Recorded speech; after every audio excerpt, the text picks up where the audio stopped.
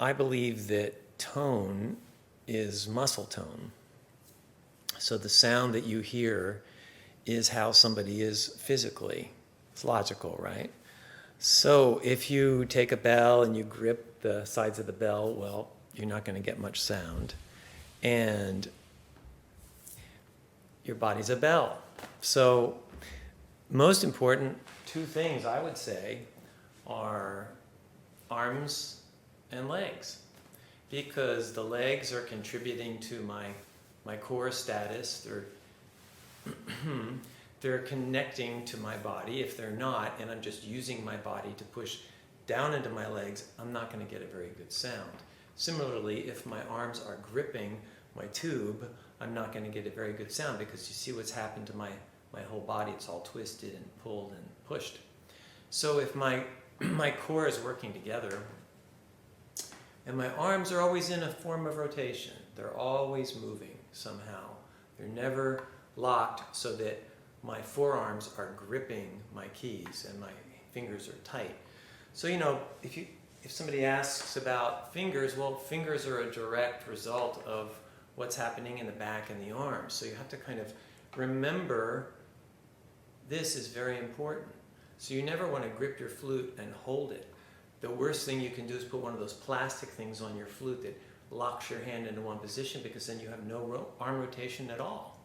It's kind of like, it's like typing with two fingers. If you type with two fingers, okay, great. You're going to have a certain sense of control, but you're actually not going to type very well because your arms are locked so that you can do this with your fingers. So it's the same thing with any instrument, really. You have to have a kind of a flexible, moving target in a certain way, so that your tube and your body become one thing, rather than your tube being one thing and your body is pushing down into the tube or pushing up to the tube. There's always movement, but it's very small micro movement that you'll see. I am not ever totally still, but it doesn't look like I move a lot. I'll give you an example. I don't know what to play. What am I going to play? Here, this. I don't know what to play. Okay, pick something. All right, here we go.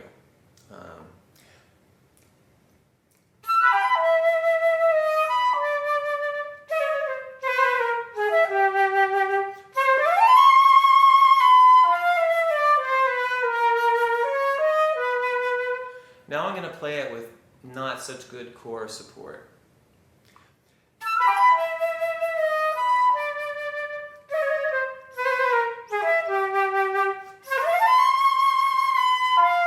Now, for example, there, I was pretty much down through my legs. And when I got to the scale where I had to go to the high C, I didn't want to be sharp, because if I didn't do anything, I would get this. I'd be very sharp on that note. I'm playing a beautiful old scale flute, best kind, but you have to know how to play it. So I don't want that. So watch what happens when my core support comes back. I'm right in tune. I'm not doing anything.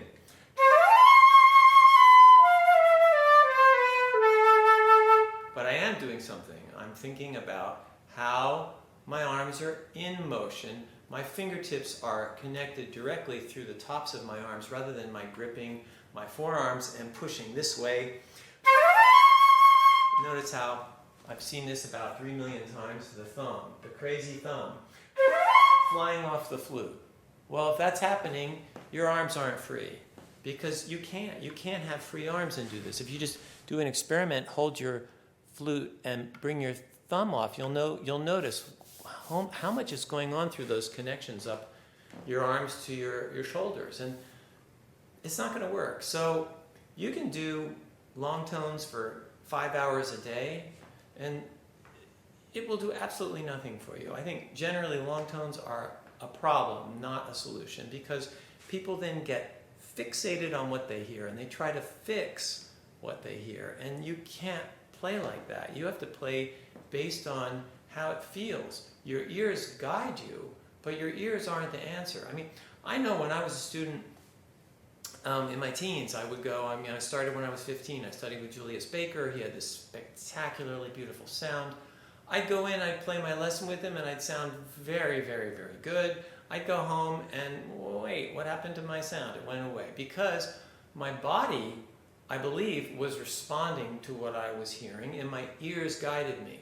The problem with that is it's a faulty system, because A, you don't always have the oral input. You're relying on your memory of a sound, and when you're nervous or not totally relaxed, which is, if you're a sensitive person, that's what's going to happen. That's why, that question, well, why is it when I practice it sounds so great and then I get to play an audition and what happens to me? Why isn't it as good?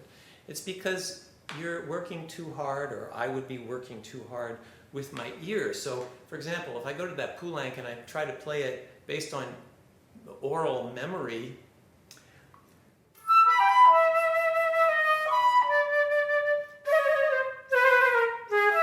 you see all these muscles working really hard in my face? I'm tensing my neck, my tongue is down, because I'm saying, you don't have a body, all you have are ears. And you can't play like that successfully, in my opinion. You have to have ears, but they're helping you steer, but they're not making your sound. Your sound is made by a recognition of support,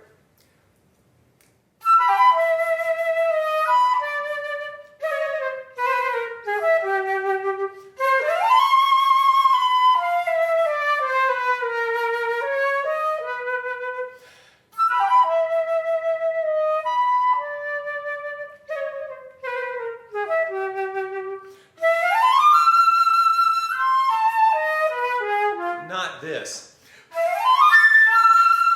I've seen all this crazy up stuff. Well, whenever you lift your ribs, you're divorcing your flute from your spine. You're changing the setup on your mouth. Your flute is, in other words, moving. When your flute moves, your accuracy goes down. If you're trying to shoot an arrow, bow and arrow, how do you do it? Like that? I guess it depends on if you're left or right-handed. If you do that and somebody's gripping your shoulders and moving you, you are not going to get a bullseye.